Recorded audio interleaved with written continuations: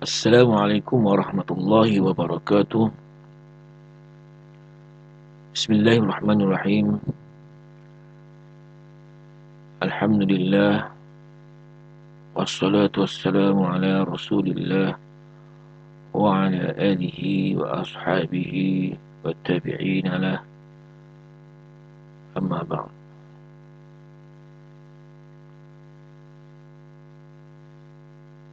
Semoga semua para pendengar berada dalam keadaan yang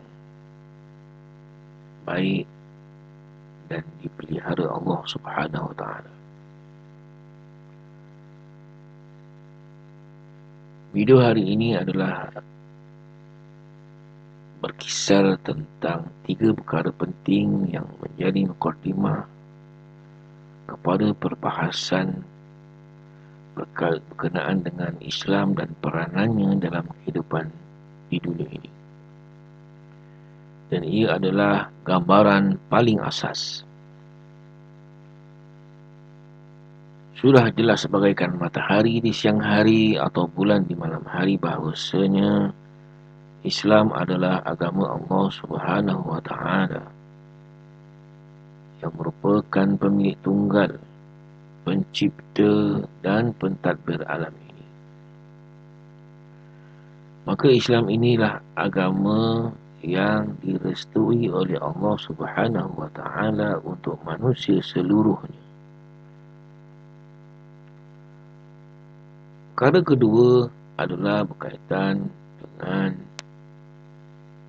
bahawasanya Islam ini adalah agama yang memberi petunjuk kepada manusia untuk mengurus kehidupan selama mereka masih hidup, demi untuk kelangsungan di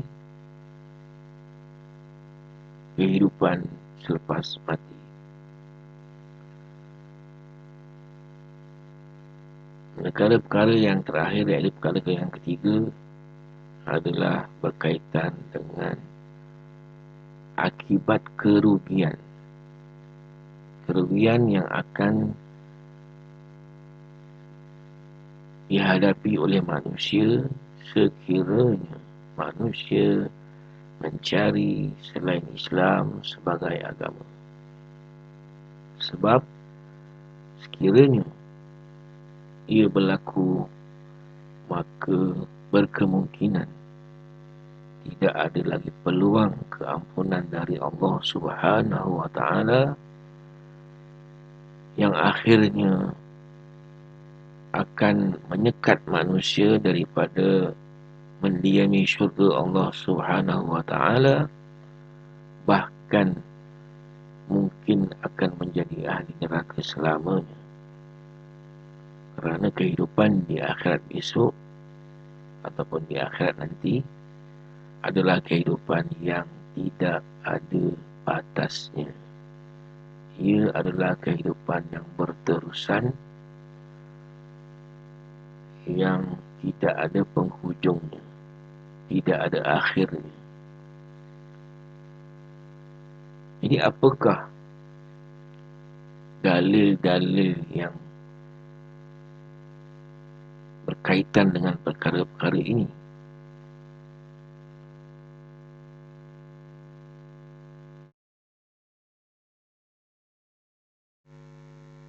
Dalil asas yang berkaitan dengan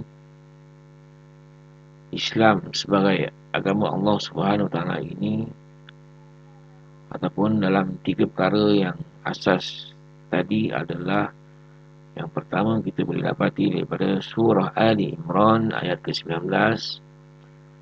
Bismillahirrahmanirrahim. Inna ad-dina indallahil Islam. Sesungguhnya agama Allah itu adalah Islam. Begitu juga dalam surah Ali Imran ayat ke-20. Wa qul lil ladzina utul kitaba wal ummiyina aslamtum fa in aslamu faqad ihtadaw. Katakanlah kepada kelompok ahli kitab dan kelompok musyrikin yang ummi, adakah kamu bersedia untuk Islam? Jika mereka mengikut Islam, maka mereka telah mendapat petunjuk. Ali Imran ayat ke-20. Begitu juga dalam ayat yang ke-85 surah Ali Imran, "Wa man yabtaghi ghairal islami dina falan yuqbala minhu wa huwa fil akhirati minal khasirin." Sesiapa yang mencari selain Islam sebagai agama, ia tidak akan diterima dan di akhirat menjadi kelompok yang rugi. Seterusnya dalam surah An-Nahl ayat ke-81, "Kadzalika yutimmu ni'matahu 'alaikum la'allakum tuslimun." Begitulah juga bagaimana Allah SWT menyempurnakan nikmatnya kepada kamu dengan pencerahan tentang agama Islam yang benar ini. Mudah-mudahan kamu pasrah menerima kebenaran Islam. Surah An-Nahl ayat ke-81. Jadi ini adalah dalil asas tentang agama Islam yang direstui oleh Allah Ta'ala, yang mana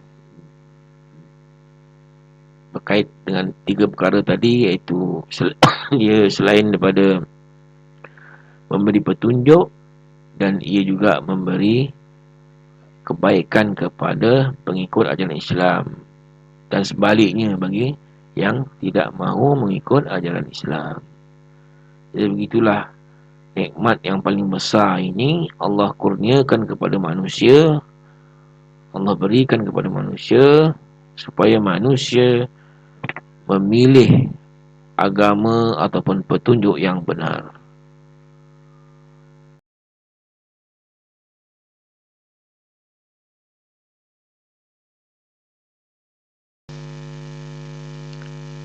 Setelah kita faham bahawasanya Islam itu adalah agama milik Allah Subhanahu wa taala yang direstui untuk semua manusia, maka perlu juga kita memahami kriteria yang menjadi petanda status Islam atau keislaman ini.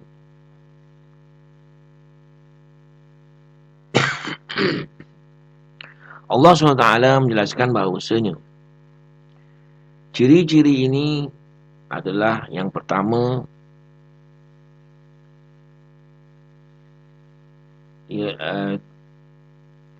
kelihatan dalam kelompok yang berpegang teguh dengan agama Allah Subhanahu wa taala. Jadi bermakna status Islam ini berlaku dalam bentuk kelompok ataupun masyarakat, di mana masyarakat itu berpegang teguh dengan agama Allah Subhanahu wa taala. Ciri kedua ataupun kriteria kedua ialah mereka ini juga sebenarnya sama ada nabi-nabi sendiri ataupun pengikut para nabi. Jadi itu dua kriteria atau yang menandakan status Islam itu wujud ataupun kelihatan.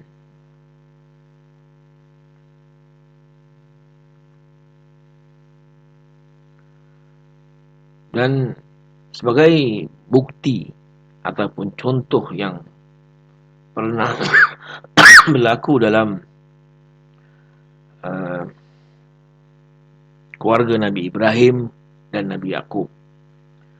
Jadi Allah SWT telah menceritakan di mana mereka ini telah berwasiat agar anak-anak mereka ataupun keturunan mereka biarlah mati dalam status Islam.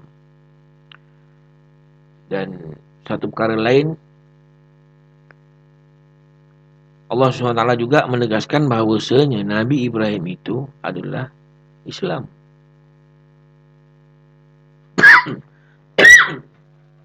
Berdasarkan daripada ayat surah Al-Baqarah ayat yang ke-131 dan 132.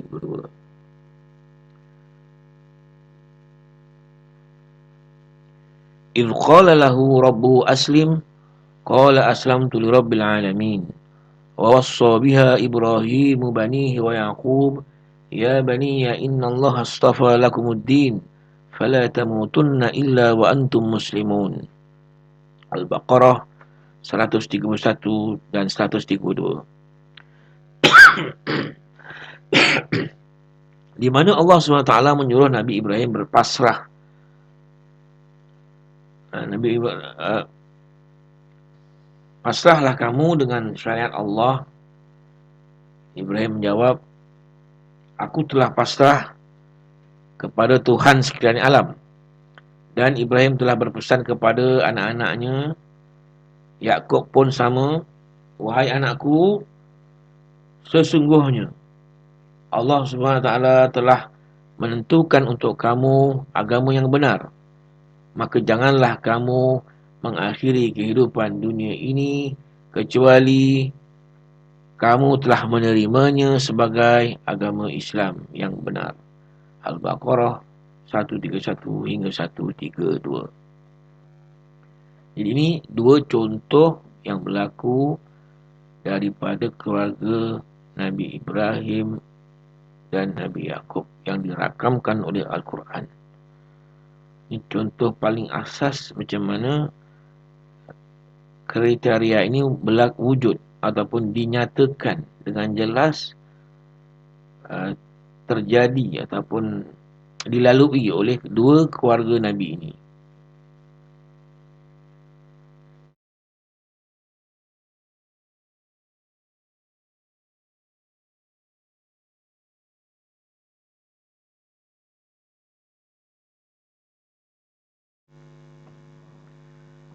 Terdapat contoh lain yang berlaku dalam keluarga Nabi Yakub, di mana Allah telah menceritakan telah menceritakan keadaan ini, yang didapati bahawasanya kesemua anak-anak Nabi ini mengaku sebagai Muslim. Bismillahirrahmanirrahim. Am kuntum syuhada idh hadara Yaqub al-maut idh qala li banihi ma ta'buduna min ba'di qalu na'budu ilahaka wa ilaha abaika Ibrahim wa Ismail wa Ishaq ilaha wahidan wa nahnu lahu muslimun. Al-Baqarah ayat 133. Adakah kamu, wahai kelompok Yahudi, sempat melihat ketika Nabi Yakub hendak mati, baginda telah bertanya kepada anak-anaknya, apa yang akan kamu sembah selepas aku mati? Mereka menjawab, kami akan menyembah Tuhanmu dan Tuhan datuk-datukmu, Ibrahim, Ismail dan Ishak, yaitu Tuhan yang tunggal, dan kami akan pasrah menerima syariat itu. Al-Baqarah ayat 133.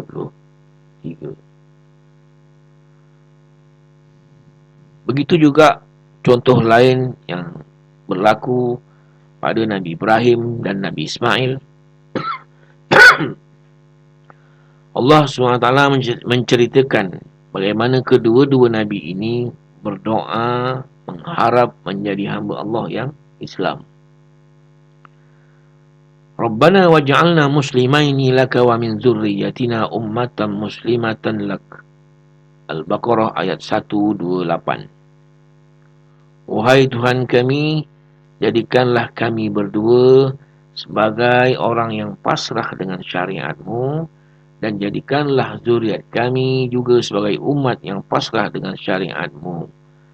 Ini yang terdapat dalam Al-Baqarah ayat 128 dengan jelas menceritakan mereka dan nabi-nabi dan anak-anak mereka menceritakan identiti yang mereka tampilkan, dan mereka juga mengharap supaya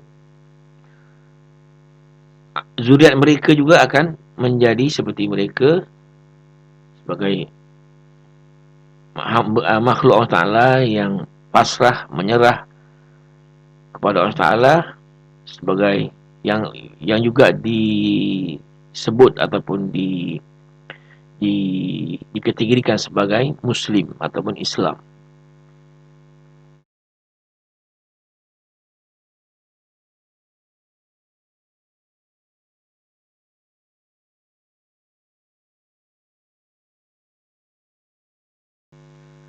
Juga di sana terdapat ada dalil lain yang berkaitan dengan kisah Nabi Ibrahim. Allah menegaskan bahawasanya Nabi Ibrahim ini sebagai Islam dan bukan Yahudi atau Nasrani. Bismillahirrahmanirrahim. Ma kana Ibrahimu Yahudiyan wala Nasraniyan walakin kana hanifan muslima wa ma kana minal musyrikin. Surah Ali Imran ayat 67. Ibrahim bukan seorang Yahudi atau Nasrani, tetapi beliau adalah seorang yang taat, patuh dan pasrah dengan syariat Allah, yaitu Islam. Dan baginda juga tidak musyrik. Begitu juga apa yang contoh lain yang berlaku pada kelompok ahli sihir Fir'aun yang mereka telah beriman dengan Nabi Musa AS. Allah SWT telah mengingatkan bahawasanya mereka ini berdoa agar dapat mati sebagai kelompok Muslim selepas mereka beriman dan tunduk dengan mukjizat kenabian Nabi Musa AS. Rabbana afrigh alaina sabra wa tawaffana muslimin. Surah Al-A'raf ayat 126. Wahai Tuhan kami, limpahkanlah kepada kami kesabaran dan matikan kami sebagai kelompok yang pasrah, iaitu yang Muslim, menerima syariat Allah SWT. Surah Al-A'raf 126. Jadi ini dua contoh lain yang berlaku dan berkaitan dengan kriteria Islam tadi.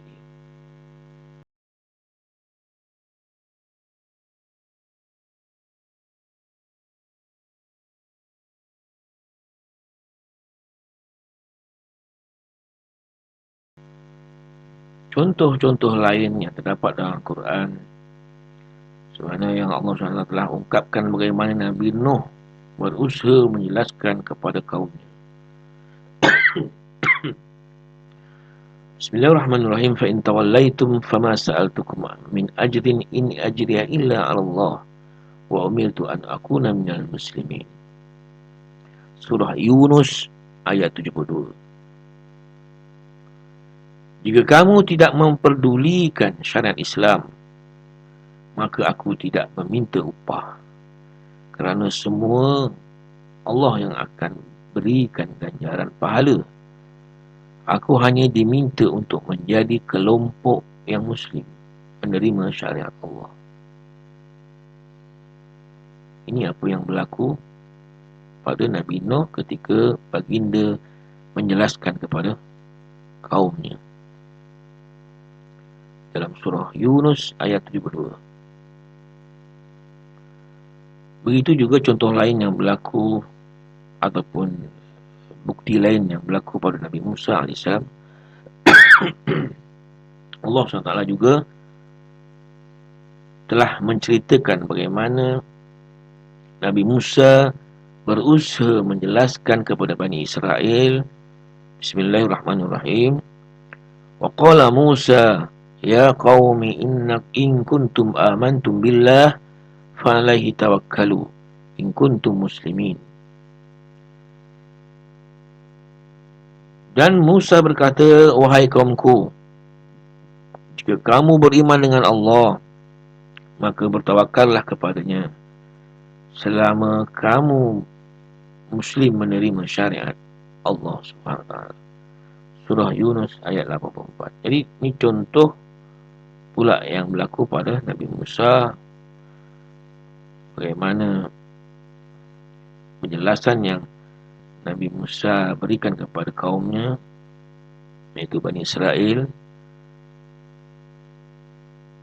tentang bagaimanakah sikap sebagai seorang Muslim sekiranya kita benar-benar menerima, pasrah dan menerima syariat Allah Subhanahu Wa Taala.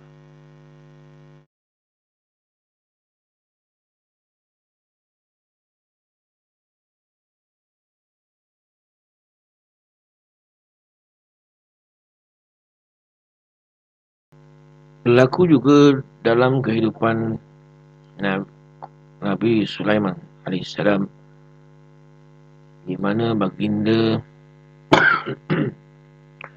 telah menjelaskan kepada kaum Sabak dalam surat yang baginda utuskan kepada mereka. Bismillahirrahmanirrahim. Innahu min Sulaiman wa innahu bismillahirrahmanirrahim. Alla ta'lu alayya wa'tuni muslimin. Raja perempuan Sabak berkata, ia adalah surat dari Sulaiman yang dimulakan dengan tulisan basmalah. Dan Sulaiman menegaskan bahawasanya janganlah kamu sombong meninggi diri terhadapku. Ikutlah aku dengan penuh pasrah menerima syariat Allah, iaitu syariat Islam. Surah An-Naml ayat 31. Begitu juga apa yang berlaku dengan Nabi Lut, di mana Allah SWT menyifatkan rumah Nabi Lut AS sebagai rumah kelompok yang Islam. Bismillahirrahmanirrahim. Fama wajadna fiha ghaira baitim minal muslimin. Az-Zariyat ayat 36. Jadi, maka kami tidak menemui di situ kecuali hanya sebuah rumah sahaja yang penghuninya dari kelompok Muslim, iaitu yang pasrah dengan syariat Allah SWT. Surah Az-Zariyat ayat 36. Jadi ini dua contoh pula yang berlaku ataupun yang terjadi pada kehidupan mereka.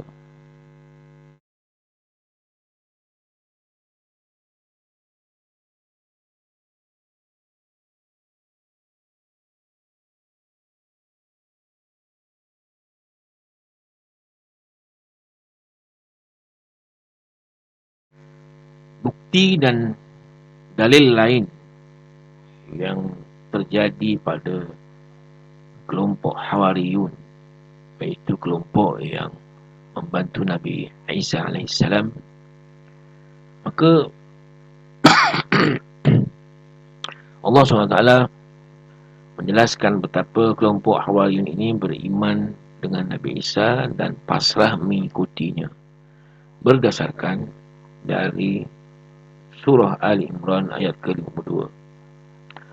فَلَمَّا أَحَسَّ عِيسَى مِنْهُمُ الْكُفْرَ قَالَ مَنْ أَنصَارِي إِلَى اللَّهِ قَالَ الْحَوَارِيُّونَ نَحْنُ أَنصَارُ اللَّهِ آمَنَّا بِاللَّهِ وَاشْهَدْ بِأَنَّا مُسْلِمُونَ. Maka apabila Isa menyedari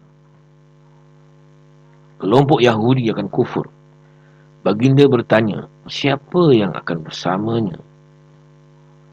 Siapa yang akan bersamaku untuk mendukung syariat Allah? Lantas Al-Hawariyun menjawab, kami adalah pendukung syariat Allah. Kami beriman dengan Allah. Dan saksikanlah bahawasanya kami pasrah menerima syariat Islam.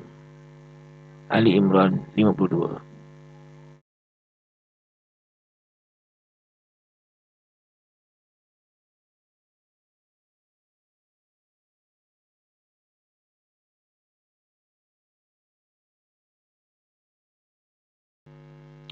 Kesimpulan. Jadi kesimpulan daripada bukti-bukti, dalil-dalil yang ada tadi, yang terdapat dalam Quran, maka tidak dapat dinafikan bahawasanya Islam hari ini adalah kesinambungan dari agama Allah yang terdahulu, yang telah mula disyariatkan kepada manusia sejak mula manusia menghuni bumi ini. Jadi apa yang Nabi Muhammad bawa hari ini ataupun syariat Nabi Muhammad hari ini adalah kesinambungan daripada ajaran Islam ataupun syariat Islam ataupun syariat Allah Ta'ala yang telah dibawa oleh para Nabi yang hidup sebelum Nabi Muhammad SAW. Maka sesiapa yang memusuhi Islam, sebenarnya mereka lah yang menyeleweng dari manhaj yang benar atau manhaj yang dilalui dan diguna pakai oleh sekalian Nabi, juga para pengikut Nabi Musa dan Nabi Isa alaihissalam. Walau apapun yang mereka lakukan, sama ada mereka menentang ke bagaimana, ia tidak akan memadamkan nur Allah SWT. Kerana Allah Ta'ala Maha berkuasa dan memiliki segala-galanya.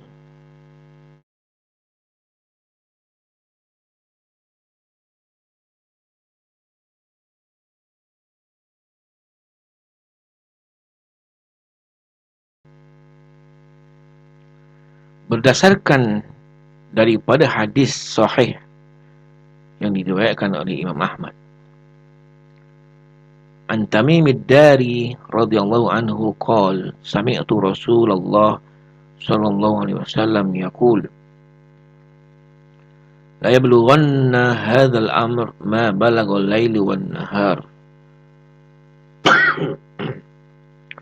wa la yatruku Allah baita madar wa la wabar illa adkhalahu Allah hadzal din fi izzi azizin aw bi zulli zalilin izzan yu'izzu Allah bil Islam wa zullan yudhillu Allah bil kufr.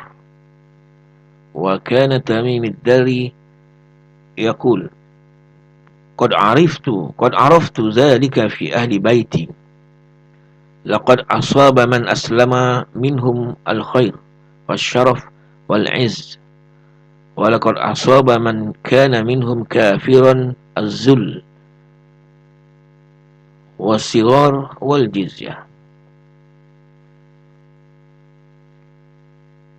Dari Tamim ad-Dari radhiyallahu anhu berkata, aku dengar Rasulullah sallallahu alaihi wasallam bersabda, agama Islam akan melata sebagaimana melatanya siang dan malam. Allah akan sampaikan Islam ke setiap rumah, sama ada yang di hulu atau di pekan. Yang memilih mulia akan jadi mulia dan yang pilih hina akan jadi hina. Mulia kerana Allah muliakan dengan Islam, hina kerana Allah hinakan dengan amalan kufur. Tamim ad-Dari berkata, aku dapat melihat suasana ini dalam keluargaku sendiri. Bagi yang ikut Islam akan jadi baik dan mulia, manakala yang pilih kekufuran akan jadi hina, kerdil dan perlu bayar jizyah. Hadis sahih diriwayatkan oleh Imam Ahmad. Jadi ini contoh terakhir pula ataupun dalil terakhir yang terdapat dalam hadis Nabi Muhammad SAW yang melengkapkan komponen dalil ataupun hujah ataupun nas yang menceritakan bagaimana potensi Islam dan bagaimana apa yang akan berlaku sekiranya Islam ini diambil dan apa pula yang akan berlaku sekiranya Islam ini diabaikan. Dan dalam hadis ini juga diberikan satu contoh yang berlaku dalam keluarga sahabat Tamim ad-Dari ini. Jadi contoh tu berlaku dalam keluarga beliau dan berlakulah dalam dua keadaan sebagaimana yang diceritakan juga dalam kisah-kisah yang berlaku pada keluarga para Nabi. Jadi di dunia pun dah ada yang rugi dan di dunia juga sudah ada yang menjadi mulia. Itulah jaminan Allah SWT kepada manusia yang pasrah menerima Islam sebagai syariat hidup.